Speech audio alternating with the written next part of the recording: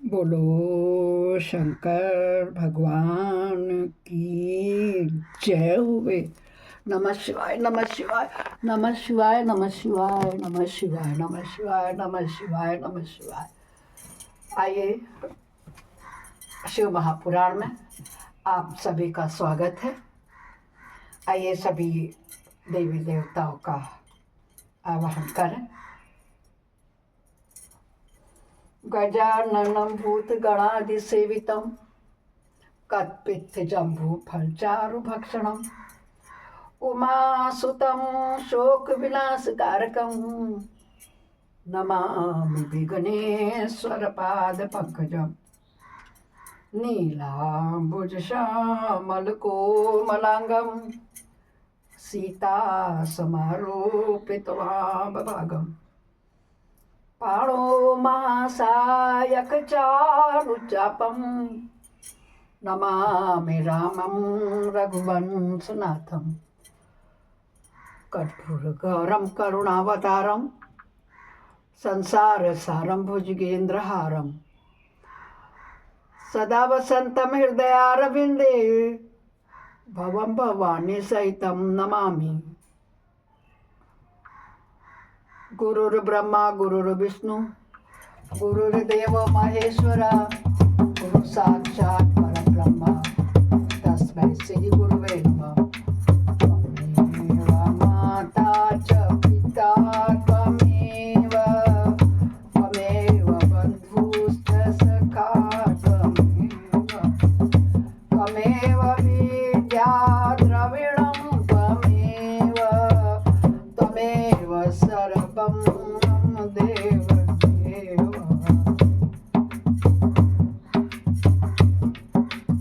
आनंदी आनंद कर कर सब संकट दूर। जो सेवक शरण में पड़े सदा रहे भरपूर। तुम दाता हम मांगता दिया तुम्हारी खाए। तुम ऐसी जगदाता माता छोड़ तुम्हें किस दर जाए। सदा भवानी दाहिनी सिद्धि करे गणेश। पांच देव रक्षा करें ब्रह्मा विष्णु महेश। सर्वे भवन्तु सुखिनः सर्वे सन्तु निरामया सर्वे भद्राणि पश्यन्तु मा कश्चित् दुःखभाग् भवेत्। हम कथा सुनाते हैं तुम्हें, हम कथा सुनाते हैं शिव महापुराण की कथा सुनाते हैं। क्यों? क्योंकि अरे जिसे श्रवण कर मिट जाती है।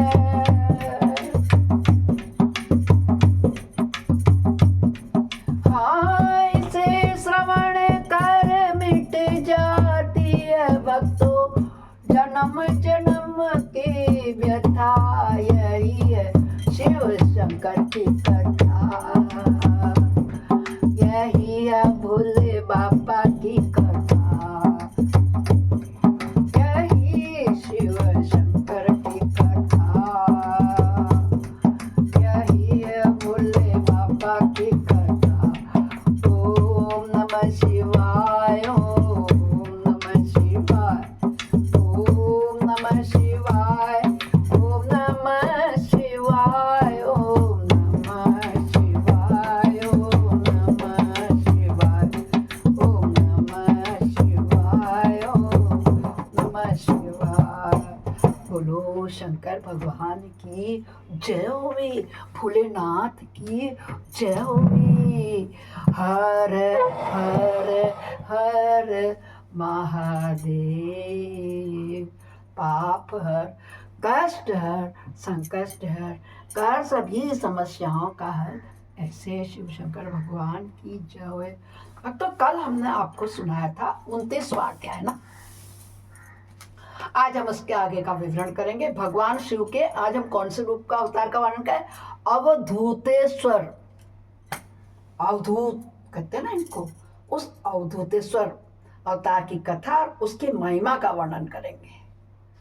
ध्यान लगा के सुनिएगा प्रेम भक्ति से।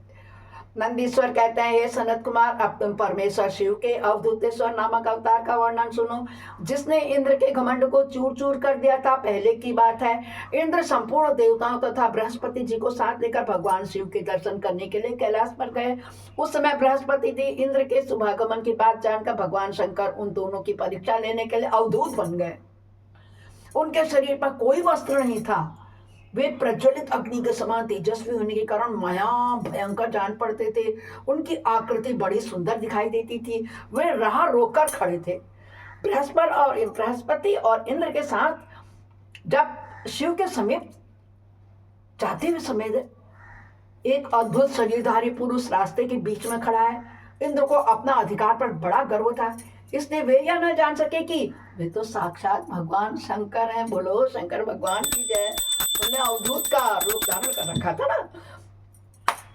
उन्होंने मार्ग में खड़े हुए पुरुष से पूछा, किसने? इंद्र ने। इंद्र बड़ा घमंडी देवता है, सोचता है मैं स्वर्गपति हूँ, अधिपति हूँ, सब देवताओं का राजा हूँ।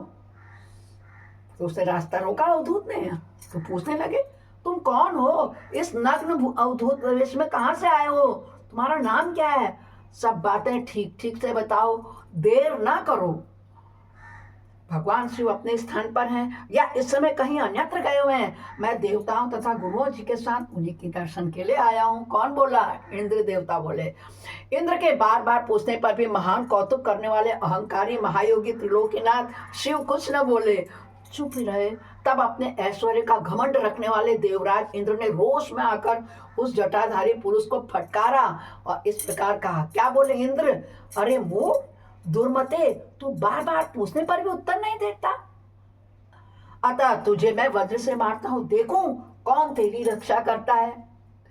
ऐसा कहकर उस दिगंबर पुरुष की ओर क्रोध पूर्वक देखते हुए इंद्र ने उसे मार डालने के लिए जैसे ही वज्र उठाया, या देव भगवान शंकर ने शीघ्र ही उसका वज्र का स्तंभन कर दिया।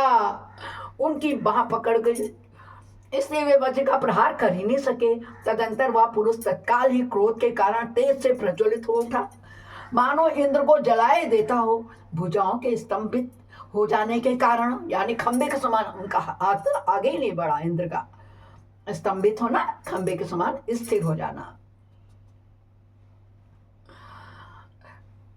इंद्र को जलाए देता, भुजाओं के स्तंभित हो जाने के कारण सची वल्लभ इंद्र क्रोध से उस सर्प की भांति जलने लगे। सची वल्लभ, उनकी पत्नी का नाम सची था ना। सर्प की भांति जलने लगे, जिसका पराक्रम मंत्र के बल से अवरुद्ध हो गया हो। बृहस्पति ने उस पुरुष को अपने तेज से प्रज्वलित होता देख तत्काल ही समझ गया कि ये साक्षात भगवान हर हैं यानी भगवान शंकर हैं। बोलो शंकर भगवान की जय होवे। फिर तो वे हाथ जोड़ करके प्रणाम करके उनकी स्तुति करने लगे। स्तुति के पश्चात उन्होंने इंद्र को इनके चरण में गिरा दिया और कहा, हे दीनानाथ महादेव, यह इंद्र आपके चरणों में पड़ा हुआ है, आप इसका और मेरा उद्धार करें। हम दोनों पर क्रोध नहीं करें, प्रेम करें। महादेव, शरणागत इंद्र की रक्षा कीजिए। आपके ललाट से प्रकट हुई यह आग इन्हें जलाने के लिए आ रही है। बृहस्पति की यह बात सुनकर अवधूत वेशधारी करुणा सिंधु शिव ने हंसते हुए कहा, अपने नेत्र से रोषवश बाहर निकली हुई अग्नि को मैं पुनः कैसे धारण कर सकता हूँ? कहते हैं ना, तीर से निकला, बाण से निकला हुआ तीर, धनुष से निकला हुआ तीर और मुंह से निकली हुई बाणी। जैसे शंकर जी कहते, इसने आँख खुली, आग निकली, अब मैं उसे कैसे वापस ले सकता हूँ? नहीं निकलते, वापस नहीं आते। ये तीनों चीजें, अपने नेत्र से रोषवश बाहर निकली हुई अग्नि को मैं पुनः कैसे धारण कर सकता हूँ? क्या सर्प अपनी छोड़ी हुई कैचुली को फिर ग्रहण कर सकता है? मतलब नहीं। बृहस्पति बोले, हे देव भगवान, भक्त सदा ही कृपा के पात्र होते हैं। आप अपने भक्त वत्सल नाम का चरितार्थ कीजिए। भक्त वत्सल नाम है ना शंकर जी का, चरितार्थ कीजिए और इस अहंकार तेज को कहीं अन्यत्र डाल दीजिए। रुद्र ने कहा, देव गुरु, मैं तुम पर प्रसन्न हूँ, इसलिए उत्तम वर देता हूँ। इंद्र को जीवन दान देने के लिए आज से तुम्हारा एक नाम जीव भी होगा। मेरे ललाटवर्ती नेत्र से जो यह आग प्रकट हुई, इसे देवता नहीं सह सकते, अतः इसको मैं बहुत दूर छोड़ूंगा, जिससे यह इंद्र को पीड़ा ना दे सके। ऐसा कहकर अपने तेजस स्वरूप उस अद्भुत अग्नि को हाथ में लेकर भगवान शिव जी ने क्षीर सागर समुद्र में फेंक दिया। वहां फेंके जाते ही भगवान शिव का वह तेज तत्काल एक बालक के रूप में परिणित हो गया, जो सिंधु पुत्र जलंधर नाम से विख्यात हुआ। फिर देवताओं की प्रार्थना से भगवान शिव ने ही असुरों के स्वामी जलंधर का वध किया था। अवधूत रूप से ऐसी सुंदर लीला करके लोक कल्याणकारी शंकर वहां से अंतर्ध्यान हो गए। बोलो शंकर भगवान की जय हो गए। फिर सब देवता अत्यंत निर्भय एवं सुखी हुए। इंद्र और बृहस्पति भी उस भय से मुक्त हो उत्तम सुख के भागी हुए। जिसके लिए उनका आना हुआ था वह भगवान शिव का दर्शन पाकर कृतार्थ हुए। इंद्र और बृहस्पति प्रसन्नता पूर्वक अपने स्थान को चले गए। सनत कुमार, इस प्रकार मैंने तुमसे परमेश्वर शिव के अवधूतेश्वर नामक अवतार का वर्णन किया है, जो दुष्टों को दंड एवं भक्तों को परम आनंद प्रदान करने वाला है। यह दिव्य आख्यान पाप का निवारण करके यश, स्वर्ग, भोग, मोक्ष तथा संपूर्ण मनोवांछित फल की प्राप्ति कराने वाला है। जो प्रतिदिन एकाग्र चित्त हो इसे सुनता है या सुनाता है, वह इस लोक में संपूर्ण सुखों का उपभोग करके अंत में शिव लोक को प्राप्त होता है। बोलो हर हर हर महादेव। यह है शिव की महिमा। कितना ही क्रोध हो जाता है, मकर अगर इनकी शरण में चले जाओ, पाई माम तो ये माफ कर देते हैं।